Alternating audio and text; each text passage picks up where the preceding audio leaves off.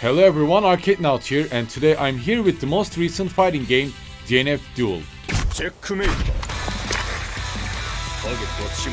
Since its release on 28th of June, I've been playing this crazy, broken fighting game with my friends from time to time. Originally created based on an online game called Dungeon Fighters Online, DNF Duel presents the class characters from that series. And funny enough, I have no clue about Dungeon Fighters Online. I've never played it, don't know about its story, characters, even the world, nothing. So why did I even bother giving it a chance? I mentioned previously that I love Guilty Gear Strive, right? But not only that, I also bought DNF Duel because of my endless curiosity for fighting games and artistic visuals of Arc System Works, developer team behind DNF Duel, and also Guilty Gear series. If you didn't watch my review about Guilty Gear Strive, be sure to take a look at it too.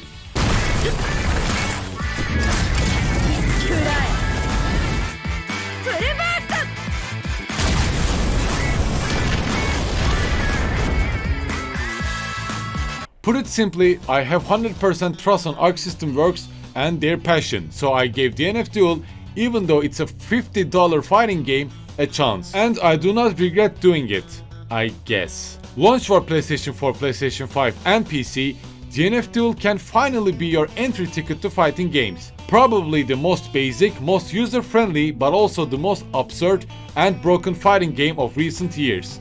DNF Duel does not require intense muscle memory, years of training and combo practice to enjoy its content and characters. Easy performable combos, charming visuals and characters that inflict high damage and having just fun while battling your friends are the main selling points of DNF Duel. There is no need to even perform Fireball or Dragon Punch to do special moves, just by pressing a direction input and then pressing X button does it. Each character works as the same, meaning that you have normal attacks, special move attacks that consume mana points, and also attacks with higher damage and mostly gap closer or poking moves to deal damage and regaining your distance kinda moves. I tend to get this feeling that lots of fighting game fans might see DNF Duel as a dumbed down fighting game, but I think I prefer the term broken fun.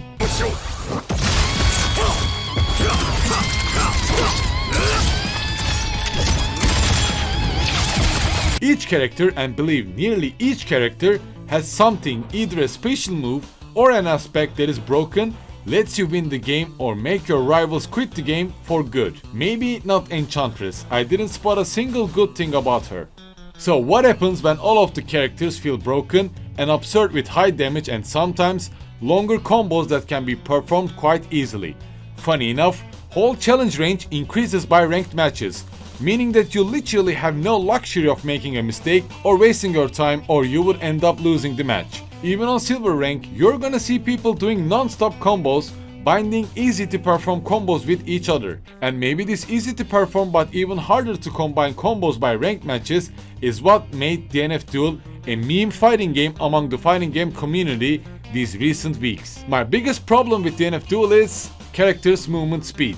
So imagine the slowest movement speed that you can have in a fighting game. And funny enough, you might still imagine somewhat faster movement than DNF Duel has. Characters feel quite sluggish when it comes to movement, making DNF Duel probably the slowest recent fighting game, and my problem with this feature is that it does not match up with how animations or actions feel and look. Each special move feels actually fast and looks good, but it takes years for characters to get closer. So if moving is such a burden, then don't. Literally let your impatient rival to get closer to you, play a little bit defensive like wait for an opening and then start doing some bullshit special moves and combos. Especially this tactic works if you play Grappler, Crusader or Inquisitor with characters who are mostly good at melee range. Having 16 characters right now in total, DNF Duel names each character after the classes within Dungeon Fighters Online, meaning that you literally play one of the classes as a character. And just by their names like Grappler, Striker, Dragon Knight, Ghostblade, Hitman or Ranger, you kinda understand or at least imagine what they are capable of. Grappler grabs, Striker strikes, Dragon Knight sends her dragon, has dragon wings, Ghostblade sends a demon ghost to attack and then warps to that location of that ghost, Hitman hits with a katana and an SMG, but Ranger is basically like a gunslinger style of Dante. And maybe this is the problem with Enchantress, since she does not enchant anybody, but uses her doll to attack and knock back her enemies.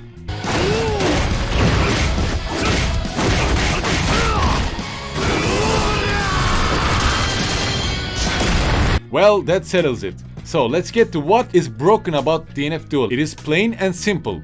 You pick Troubleshooter, you press the direction button facing your opponent, and then start tapping either X or circle button to win. Troubleshooter will shoot shells from his shotgun so fast and with a wide range, you won't have a chance to even get closer to this character.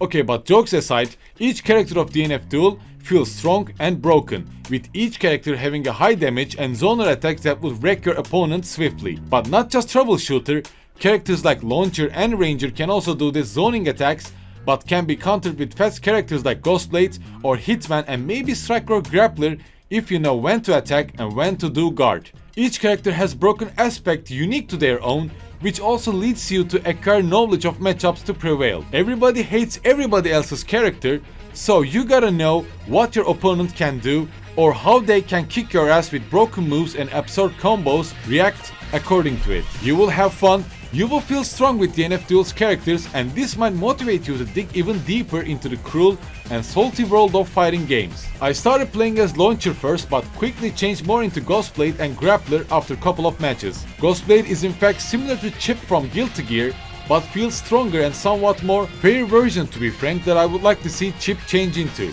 Whole send your demon ghost to attack and then warp to that location mechanic can confuse your opponents, opening a path for deeper gameplay and mind games. Grappler, on the other hand, feels more like a heavy Ryu from Street Fighter without any Hadouken and stuff. Relies on parry attacks to slam his opponent to the ground, and even does an aerial grab attack just like Rainbow Mika. To be honest, Grappler seems to be the only character that makes me feel that I'm improving and learning what DNF Duel has within in aspects of gameplay. Characters like Troubleshooter or Launcher didn't give me this achievement feeling, so yeah, I'm mostly playing these two characters at the moment. I might take a closer look at Vanguard and Inquisitor in the future also, considering they're also mid and close range characters similar to Ghostblade by some aspects. DNF Duel is fun and could be your entry ticket to the fighting game genre after all these years. But on the other hand, it doesn't feel anything close to other fighting game titles and probably won't make you better at fighting games, but as I mentioned previously, it can be your entry ticket to this genre, help you to build up some self-confidence about fighting games and make you take a look at different fighting titles with deeper mechanics like Tekken or Guilty Gear Strive. And of course, DNF Duel's price tag is, well, indeed expensive, and feels even more expensive when compared to other fighting game titles and their contents. It might be best to consider giving it a chance with your friends when it's on sale, or if you are craving for a new fighting game. And if you like DNF Duel, how it looks and its game mechanics, your next step will be Guilty Gear Strive.